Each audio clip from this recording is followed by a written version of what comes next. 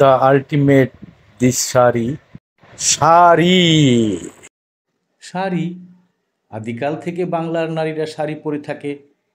এক টুকরো কাপড়, বলা ছিল 10 হাত কাপড়। সেই 10 হাত কাপড় এখন 7 গজে পরিণত হয়েছে। এটার মূল কারণ হইল রবীন্দ্রনাথের আবিষ্কৃত যে স্টাইলে বা যে ধরনের পরা। তার আগে বাংলার নারীরা বিভিন্ন রকম স্টাইলে শাড়ি পরতো। এই শাড়ির ইতিহাস আমাদের এই অঞ্চল জানেন, ডেমরা অঞ্চল। আমি ডেমরা অঞ্চলের শিল্পী। এই অঞ্চলে ডেমরায় জামদানি তৈরি হইতো, সেই মসলিন তৈরি হইতো। সেই মসলিনের উপরে যে সারফেস, এটার উপরে যখন ডিজাইন করা হইলো, তখন এটা এই পটের উপরে ডিজাইন হয়ে গেল জামদানি। জামদানি এখনও চলমান, ডেমরায় এখনও জামদানি হয়। ডেমরার এই জামদানি ডেমরার হাটে আসলে পাবেন।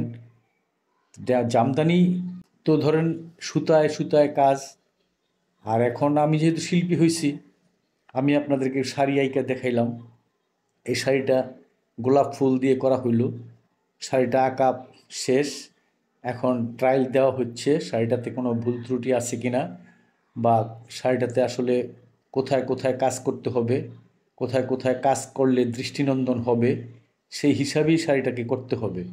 দৃষ্টিনন্দন করার জন্য বা কোথাও যদি কোনো খারাপ লেগে থাকে সেই জায়গাগুলোকে চেঞ্জ করে, আবার আসলে হাতে কাজ করে ফেলে চেঞ্জ করা যায় না, সংযোজন করতে হয়।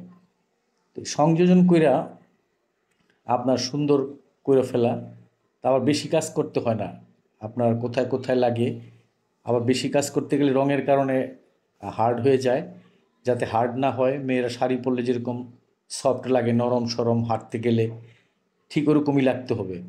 হার্ড হয়ে গেলে আবার শাড়িটা পরে না, অনেকে রাইখা দেয়, বা অনেক সময় বিকৃত মাল ফিরেও আসে।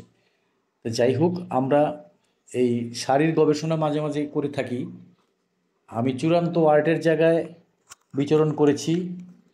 আর আমার উঠে আসা ধরেন এই জামদানি এলাকা থেকেই একটা সময় এই ডেমরা এলাকার জামদানির, যখন ব্রিটিশের রানী আসছিল, তখন আমার নানা হাসান আলী সরকারি ছিল এই জামদানির সেক্রেটারি।